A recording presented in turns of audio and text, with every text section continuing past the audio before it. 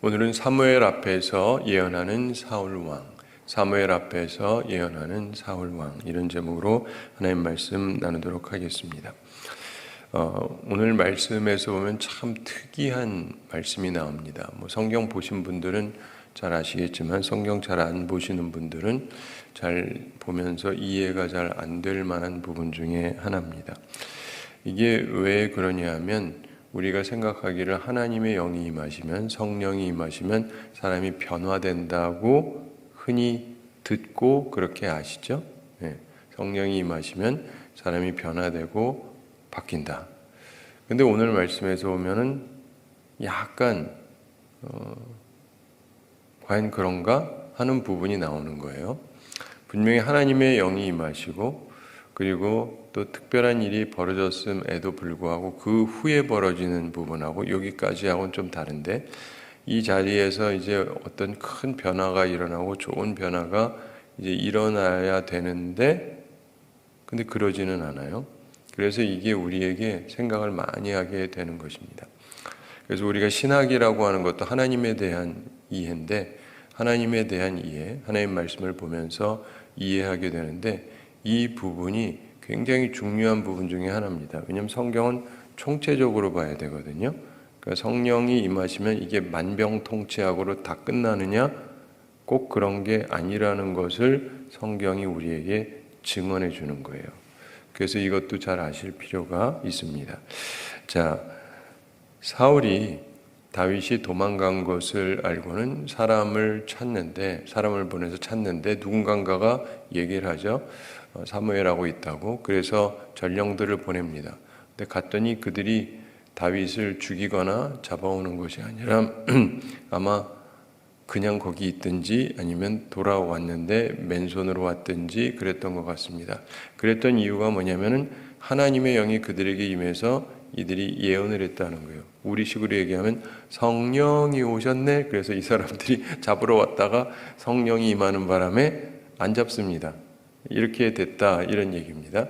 근데 이게 한 번도 아니고 오늘 말씀에서 보면 두 번, 세 번 이렇게 일어났다고 설명하고 있습니다. 21절 함께 읽어보겠습니다. 어떤 사람이 그것을 사울에게 알림해 사울이 다른 전령들을 보냈더니 그들도 예언을 했으므로 사울이 세 번째 다시 전령들을 보냈더니 그들도 예언을 한지라. 아멘. 어떤 사람이 그것을 사울에게 알림해, 이렇게 말씀하죠. 사울이 처음으로 전령을 보냈는데 그들이 예언을 했다, 이 사실을 얘기해 주는 것입니다. 성경 자체에서 그냥 그들이 예언했다라는 말만 나오고 있죠. 어쨌든 다윗을 죽이거나 잡아오지는 않았습니다. 그래서 이것을 사울 왕에게 알려주었습니다. 그랬더니 사울이 다른 전령들을 보냈더니 새로운 전령들을 보냈습니다.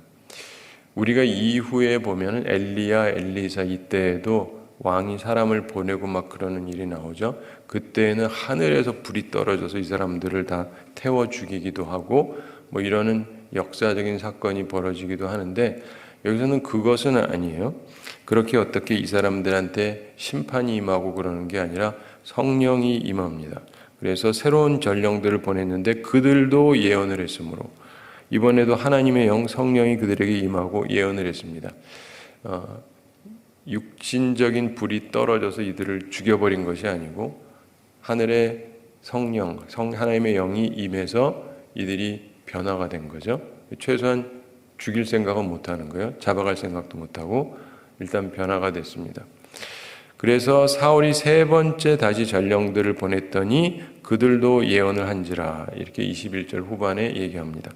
사울이 한 번 보냈는데 소용이 없어요. 두 번째 그룹을 보냈는데 또 소용이 없어요. 그래서 세 번째를 보냈습니다. 근데 이 세 번째로 다른 전령들을 보냈는데 그들도 예언을 했다. 하나님의 영이 그들하고 함께 했다. 성령이 임해서 이들이 바뀐 거예요. 그래서 왕의 명령을 안 들어요. 왜요? 하나님의 영이 임했으니까. 하나님의 영이 임했으니까 누구의 말을 듣겠습니까? 하나님 말씀을 듣겠죠. 왕이 최고의 권력자가 아니니까. 우리에게도 중요한 게 이겁니다. 하나님의 영이 우리와 함께 하느냐. 근데 특별히 신약에서는요, 정권 이런 얘기를 하기보다 두 가지 비교해서 하는 중요한 말씀이 있죠. 성령의 충만함을 받으라 라고 말씀하실 때 했던 말씀이 뭘 피하라 그러죠? 세속 왕들을 피하라, 그게 아니라 술 취하지 말라. 그 말씀 다 아시죠? 술 취하지 말라, 이는 방탕한 것이니 오직 성령의 충만함을 받으라. 이 정도는 다 알고 계셔야 됩니다. 모르시면 안 돼요.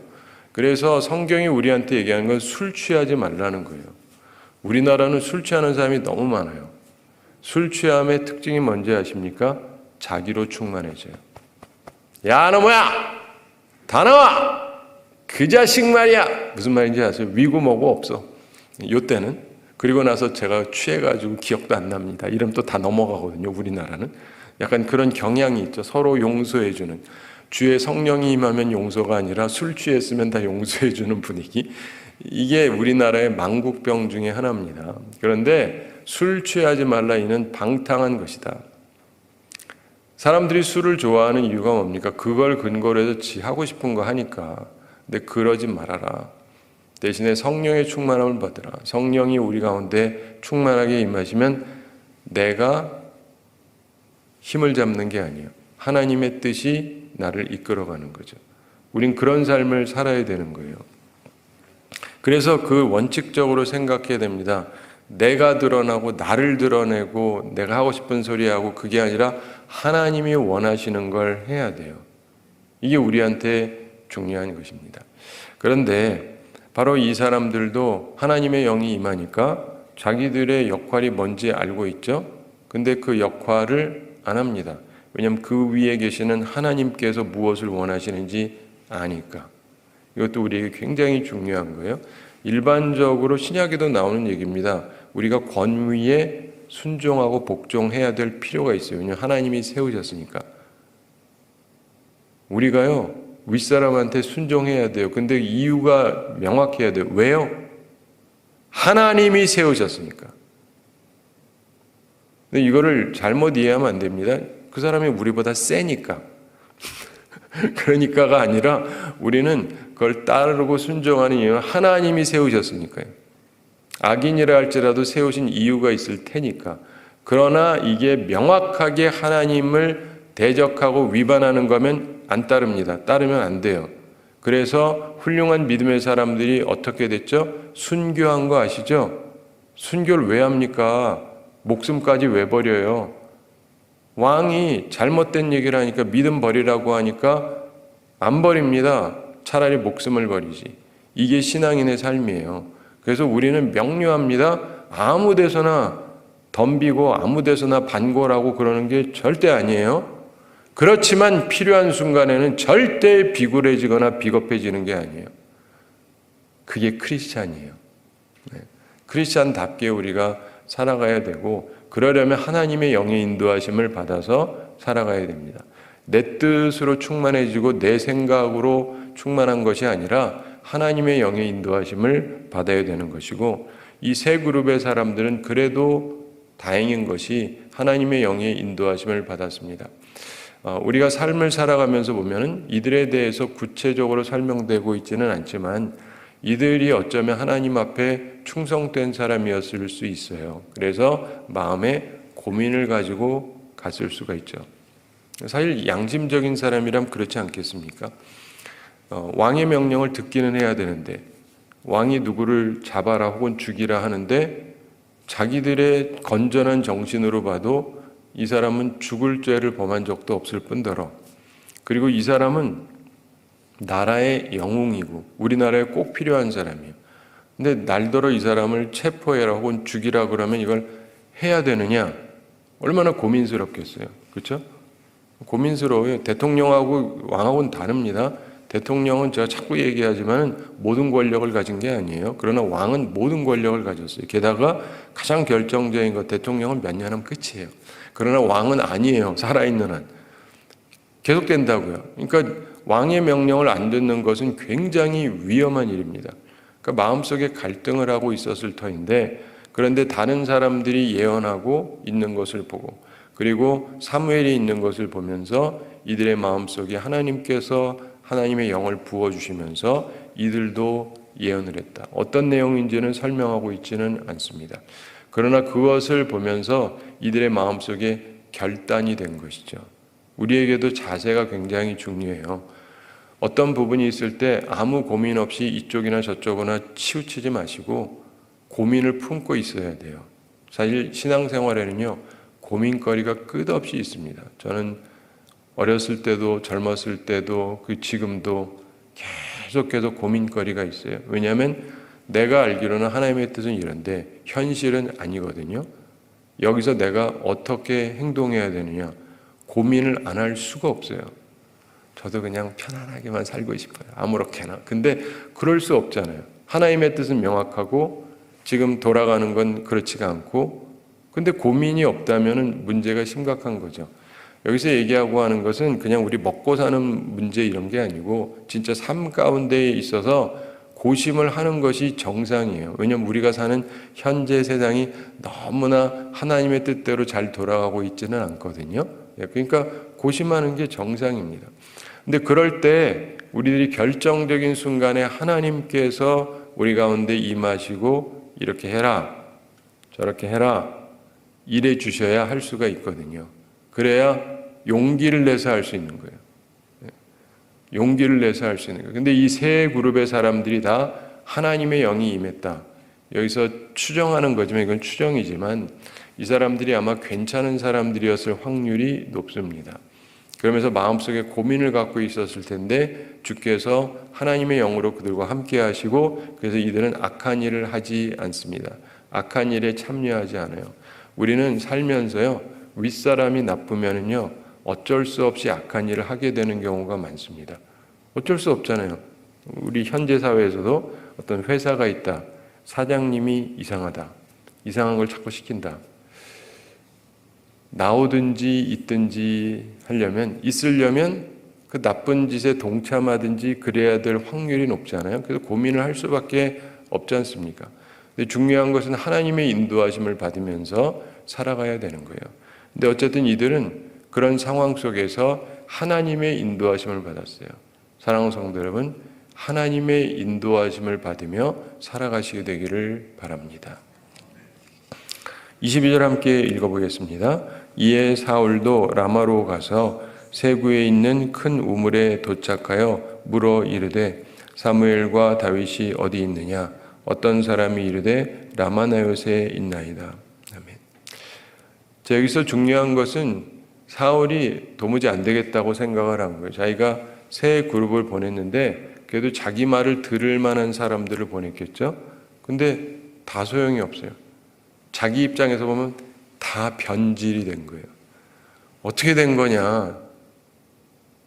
죽이든지 체포하든지 하라고 했는데 하나도 안 돌아오고 오히려 그쪽에 붙어버린 것 같이 보이니까 안 되겠다, 내가 가야 되겠다 이렇게 생각을 한 겁니다. 물론 그가 갈 때 단신으로 가지는 않았겠죠. 여기 표면은 이제 혼자 가는 것처럼 돼 있지만 딴 사람들도 데리고 갔겠죠. 근데 어쨌든 자기가 갑니다. 직접. 사울도 라마로 가서 세구에 있는 큰 우물에 도착하여 물어 이르되, 이 얘기가 왜 나오냐면은 보통 우물이 있는 곳에 사람들이 많았습니다. 예전에는. 그래서 오늘날에야 뭐 수도가 다 개발돼 가지고 우리 집에서 다 물 틀고 쓰지만은 옛날엔 그게 없으니까요. 우물이 있거든요. 거기 가서 물을 길러오고 그래서 거기에서 사람들을 만나게 되고 거기서 사람들과 정보를 교환하기 제일 좋은 장소입니다. 그런데 거기 있는 큰 우물에 도착해서 거기 사람들이 당연히 많았을 터이고 그 중에서 물어봤습니다. 사무엘과 다윗이 어디 있느냐? 사무엘과 다윗이 어디 있는지를 물어봅니다. 그가 자기가 누구인지를 알리고 말한 것인지 숨기고 말한 것인지 사실 알 수는 없어요. 그리고 사실은 혼자 갔을 수도 있기는 하고 그냥 이렇게 숨어서 한번 가보려고 했을 수도 있고, 근데 어쨌든 간에 물어봅니다. 그랬더니 어떤 사람이 이르되 라마나요스에 있나이다. 사무엘과 다윗이 라마나요스에 있다, 이런 답을 얻었습니다. 정확한 답을 얻었고 그래서 사울이 그곳을 찾아갑니다. 자, 이제 특별한 일이 벌어지죠. 23절 함께 읽어보겠습니다. 사울이 라마나요스로 가니라. 하나님의 영이 그에게도 임하시니 그가 라마나요스에 이르기까지 걸어가며 예언을 하였으며. 아멘. 사울이 라마나요스로 가니라. 사울이 그 들은 정보를 근거로 라마나요스에 갑니다. 왜 갔겠습니까? 그의 마음속에 여러 가지 생각이 있겠죠. 지금 다윗이 있는데 사무엘이 또 같이 있거든요. 상당히 골치 아팠을 거예요. 사무엘이 자기를 왕으로 세워준 분이지 않습니까? 사무엘을 칠 수는 없고, 온 국민들이 존경하는 사람이니까 사무엘을 칠 수는 없고, 이 사무엘이 다윗이랑 함께 있으니 이거 어떻게 해야 되겠는데, 이걸 어떻게 끊어야 되나, 뭐 여러 가지 생각을 하면서 가고 있었겠죠. 그런데 그러는 중에 하나님의 영이 그에게도 임하시니, 참 하나님의 말씀을 보면요, 하나님이 하시는 많은 일들이 예측 불허입니다. 예측 불허. 예측이 안 돼요. 이건 우리가 보니까 아는 거죠. 근데 실제로 성경 말씀 자체에서도 보면은 어떻게 이런 일이 하는 게 너무 많아요. 성경을 유심히 살펴보시면. 실제적으로 우리 삶에서도 보면은요, 하나님이 하시는 많은 일들이 예측 불허가 굉장히 많습니다. 굉장히 많아요. 저는 살면서 그걸 참 많이 느끼는데, 뭐 보통 이거 아님 저거, 뭐 또 혹시 있어봤자 뭐 몇 가지 방법이 있겠죠. 근데 하나님께서 하시는 일은 우리들의 추정을 완전히 뛰어넘어요. 참 특이한 일을 하시는데, 창조주이시니까 그럴 수 있죠. 창조적으로 모든 일을 하실 수 있는 분이고 또 전능하신 분이잖아요. 무엇이든지 하실 수 있는 분이거든요. 그렇기 때문에 하나님은 무엇이든지 할 수 있습니다. 그런데 여기서 보면은 하나님의 영이 그에게도 임하시니, 그전에는 하나님께서 하나님이 부리는 악신을 부어 넣으셨지 않습니까? 그래가지고 제정신이 아니게 했는데, 이번에는 하나님의 영이 그에게 임하게 하셨다. 이게 악령이 임했다가 성령이 임했다가 막 요즘에도 생각하기 좀 어렵지 않습니까? 사람이 맛이 가서 막 이상한 짓을 하다 갑자기 성령이 임하셨다가 막 참 생각하기 힘든 이야기인데, 이게 구약 시대인데 그런 일이 벌어지고 있는 거예요. 얼마나 복잡합니까? 근데 이게 설명이 뭐냐면 하나님이 하시는 거잖아요. 하나님 하시는 일은요, 정말 예측 불허입니다. 그러니까 내가 예측이 가능하다라고 생각하시는 분은 하나님이 하시는 일을 한 번도 못 봤거나, 아니면 자기가 너무 둔감해서 하나님이 하시는 일이 대단하다는 걸 전혀 모르거나, 둘 중에 하나일 확률이 높아요. 근데 근본적으로 보면 하나님께서 하시는 일은요, 정말 예측 불허입니다. 내가 이렇게 할 거다 그래가지고 되는 게 아니에요. 그리고 하나님은 전혀 새로운 일을 행하십니다. 그러면서 그가 라마나요스에 이르기까지 걸어가며 예언을 하였으며. 자, 지금 라마나요스에 간 다음이 아니고, 라마나요스에 있다는 걸 듣고, 사무엘과 다윗이 거기 있다는 걸 듣고 거기를 향해서 가는 중에 일이 벌어진 거예요. 네, 일이 벌어진 겁니다. 그래서 여기에서 하나님의 영이 임하고 가는 길에서 그가 예언을 하였다. 성령이 임하신 거예요. 오늘날로 얘기하자면 성령이 임하셔서 방언을 하게 되었다. 뭐 이런 얘기랑 비슷한 것인데, 어떤 분이 이제 가만히 있다가 방언을 하게 되는 경우가 있어요. 방언이 터져서 막 하고 있다 그러면 이것도 참 특이하다라고 생각할 만한데, 이거는 예언이잖아요. 좀 더 명확합니다.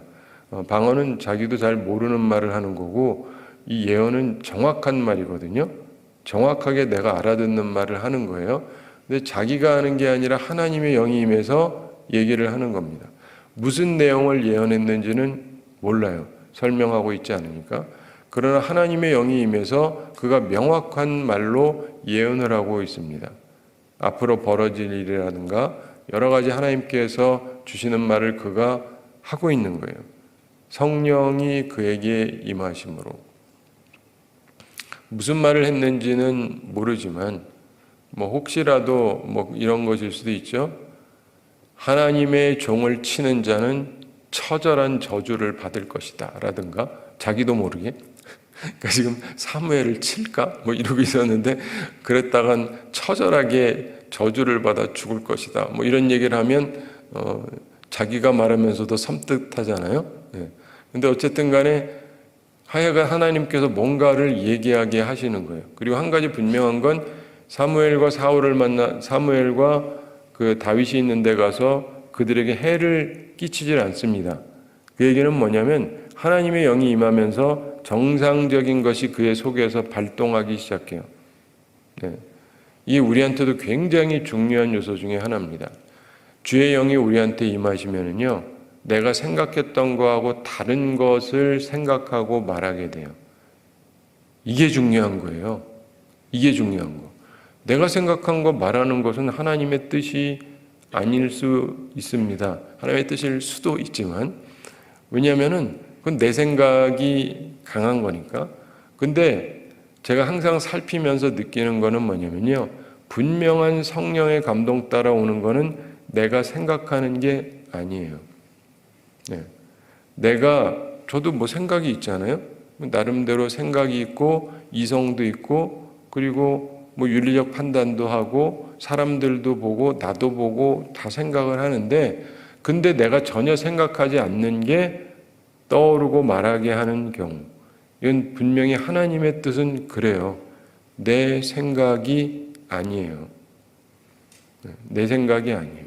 근데 그에게도 그게 함께 했던 거예요. 우리가 보면은 모세 때에도 모세가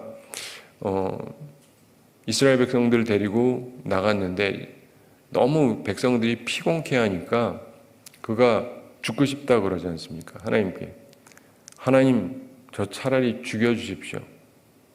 오늘 이 사람들 못 이끌겠습니다. 우리 식으로 하면 하나님, 저 제발 죽여주세요. 나 목회 못하겠습니다. 왜 이런 사람들 나한테 맡겨가지고 날 이렇게 힘들게 만드십니까? 제발 날 좀 죽여주십시오. 이런 기도를 했어요. 성경에 명확하게 나와 있거든요. 날 죽여달라고 제발. 참 특이한 기도죠. 이 백성들을 변화시켜달라도 아니고 이 사람들은 가망성이 없다고 보는 게 자기가 보기에도. 그러니까 이 변화를 요구하지도 않고 하여간 차라리 날 죽여주십시오. 내가 사는 게 너무 고통스럽습니다. 왜 저런 사람들의 저런 쓸데없는 소리를 내가 들으면서 살아야 됩니까? 날 제발 죽여주십시오. 그래서 하나님이 취하신 조처가 뭔지 기억하세요? 이렇게 말하면 거의 다 기억들을 못하세요. 성경에 분명히 있고 성경 한 번쯤은 보셨을 텐데 그러니까 적어도 새벽 기도 올 정도 분들은 한 번보다는 더 많이 봤을 확률이 높은데 생각보다 잘 기억을 못해요.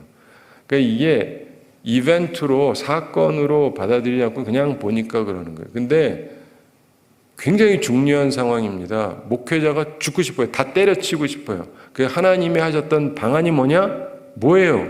이걸 아셔야 돼. 그래야 목사가 진짜 힘들 때 어떤 일이 있어야 되는지를 알 수가 있으니까요.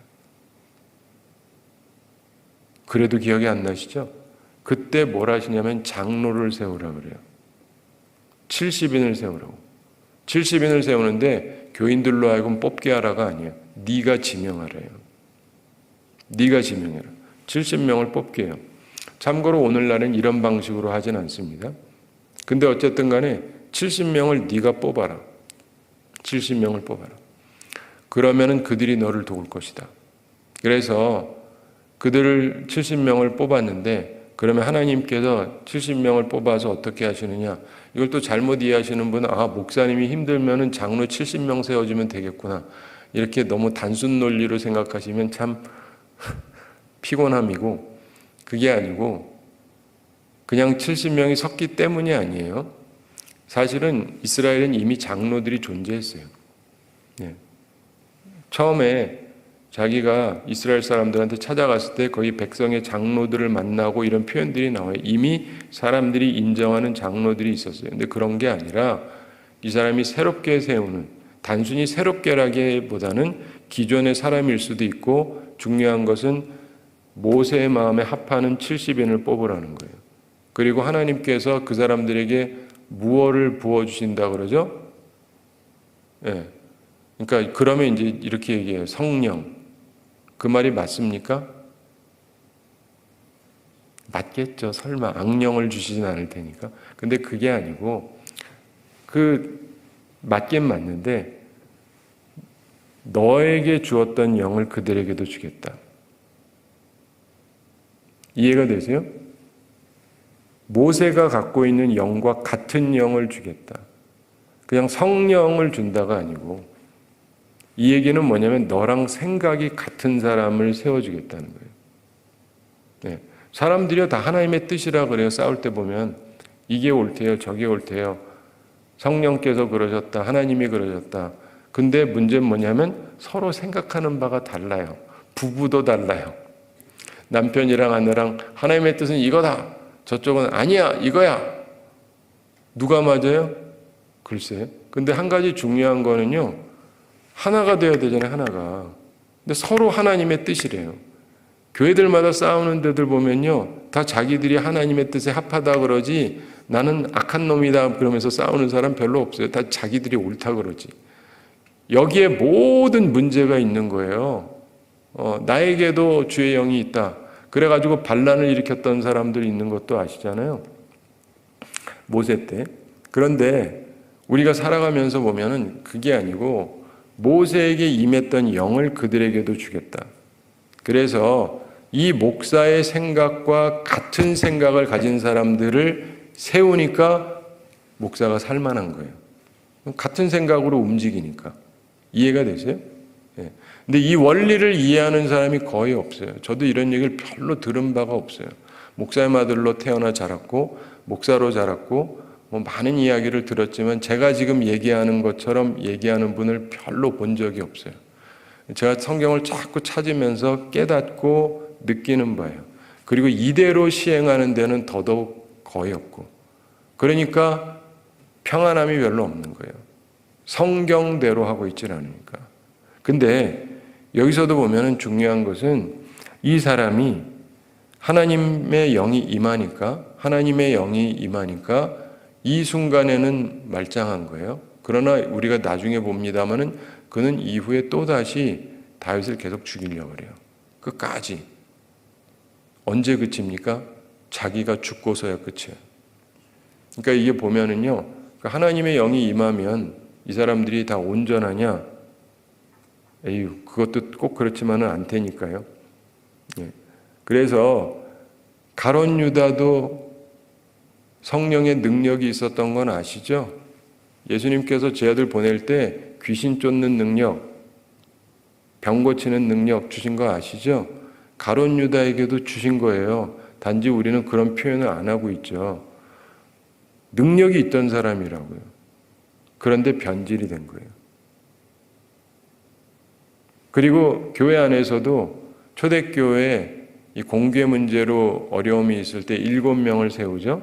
7명을 세워요. 그 중에 훌륭한 사람도 있지 않습니까? 스데반도 있고. 그런데 그 중에 하나의 이름이 계시록에 나와요. 안 좋은 이름으로. 이단으로 나와요. 이단으로. 이 사람들이 성령 충만, 지혜 충만, 사람에게 칭찬 듣던 사람이에요. 성령 충만한 사람인데 나중에 봤더니 이단으로 바뀌었어요. 이게 성경에 나오는 얘기예요. 사람들이 별로 귀담아 안 들어요. 우리나라에서도요, 옛날에 이단으로 왕창 떴던 사람 중에 하나가 박모라고 하는 사람, 남대문 교회라고 하는 우리나라의 유명한 대표적인 교회 중에 하나의 시무 장로였어요. 장로였다고요. 근데 성령이 임하시면서 엄청난 능력을 발휘했는데 그 후에 사람들이 막 찾아오고 수많은 사람들하고 집회를 하고 그러는 중에 이 사람이 조금씩 맛이 가기 시작하더니 이단이 됐어요. 우리나라의 유명한 이단이죠. 네. 괜찮은 교회에서 시무 장로가 이단이 되었다. 한국 역사예요. 한국 역사. 또 이렇게 말하면 잘 모르시죠. 우리는 생각보다 성경도 그렇고 역사도 그렇고 잘 모르는 분들이 생각보다 많아요. 그래서 성령만 임하시면 다 끝난다. 에휴, 그게 아니에요. 한편으로는 제가 이 얘기를 왜 하냐면 제가 어렸을 때 많이 듣던 게 있어요. 이 약으로 말씀할 것 같으면 만병통치약입니다. 못 들어보신 분은 옛 시대에 안 살았던 분이고, 요즘은 이런 말 거의 안 하지만 사람들이 다 깨가지고 저거 사기다 해서.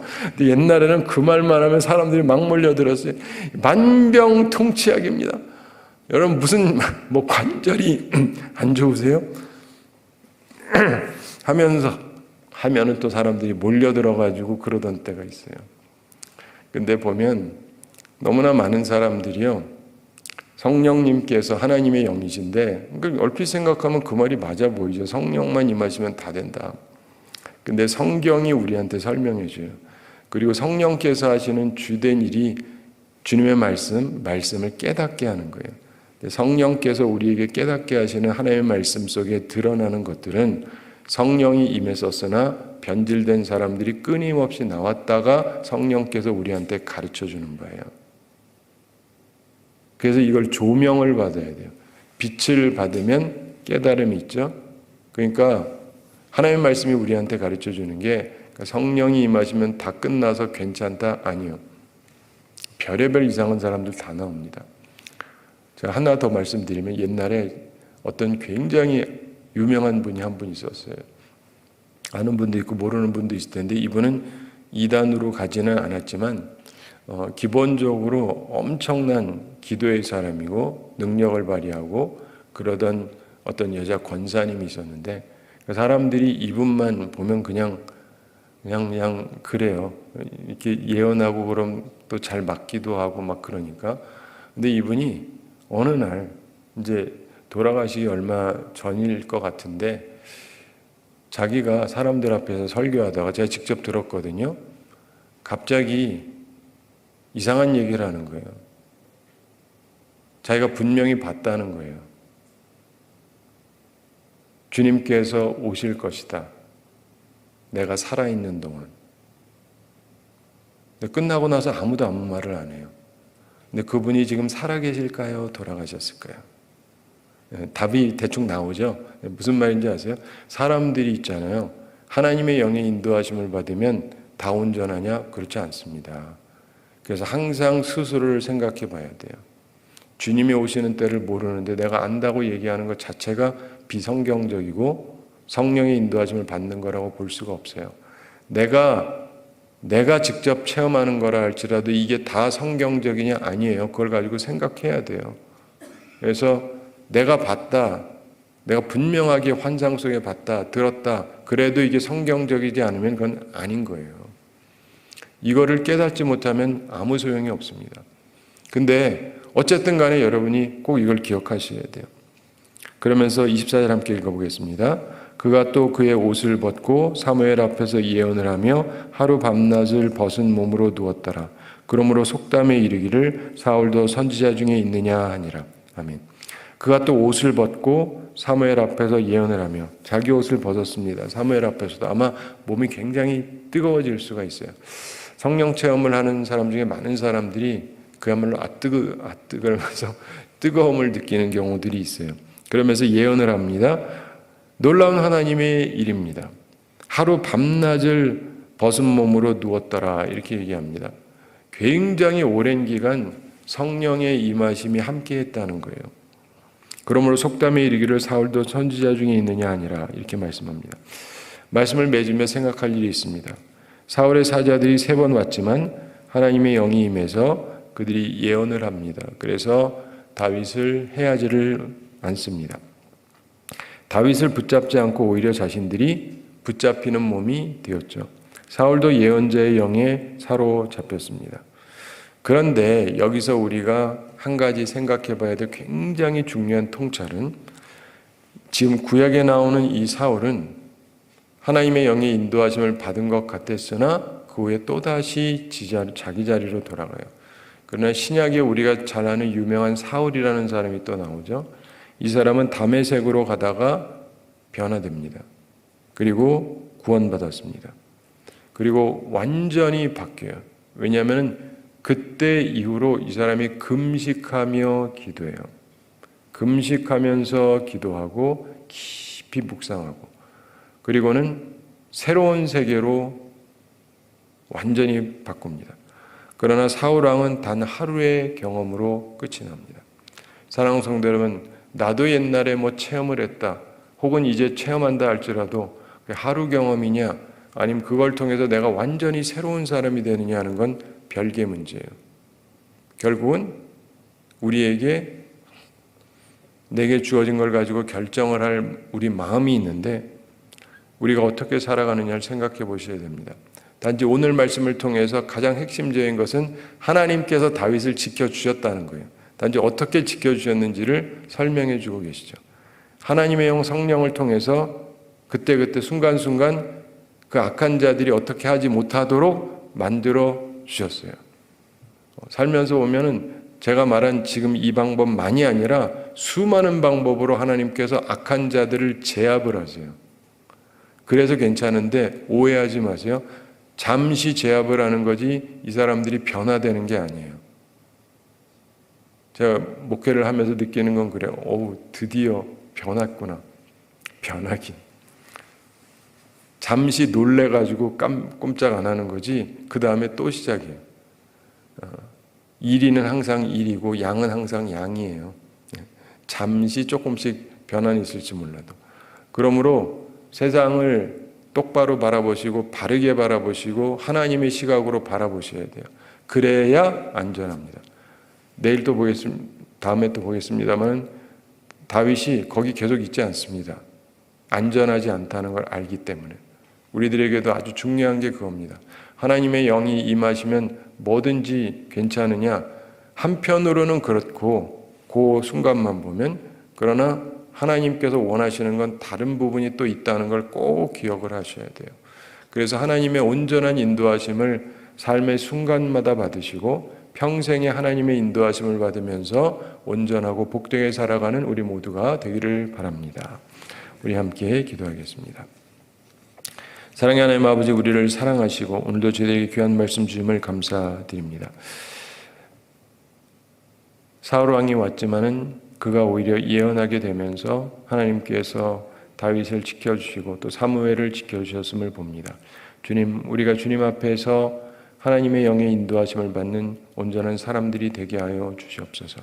그리고 우리 가운데 하나님께서 성령으로 함께 하실 때 그 감동을 인하여서 우리 변화되어지고 새로운 삶을 살아가고 온전히 살아가는 주의 사람들 다 되게 하여 주시옵소서. 주님, 우리 모든 성도들 긍휼히 여겨주시고 하나님의 영의 인도하심을 받는 온전한 사람들이 다 되게 하여 주시옵소서. 주여, 우리 성도들에게 영육간의 강건함을 더해 주시고 일용할 양식 공급해 주시고 시험에 들지 않고 악과 싸워 이기는 주의 용사들이 다 되게 하여 주시옵소서. 하나님께서 오늘도 저희들과 함께해 주시고 특별히 구역장들과 수련회를 함께 되는데 하나님의 은혜가, 하나님의 영이 함께하는 귀한 시간이 되도록 축복해 주시고 또 안전하고 또 하나님의 은혜가 넘치는 귀한 시간이 되게 해주시고 이분들도 하나님의 영으로 다시금 충만해지고 그래서 하나님이 기뻐하시는 일을 감당할 수 있도록 축복해 주시옵소서. 감사드리며 예수님의 이름으로 기도드리옵나이다. 아멘.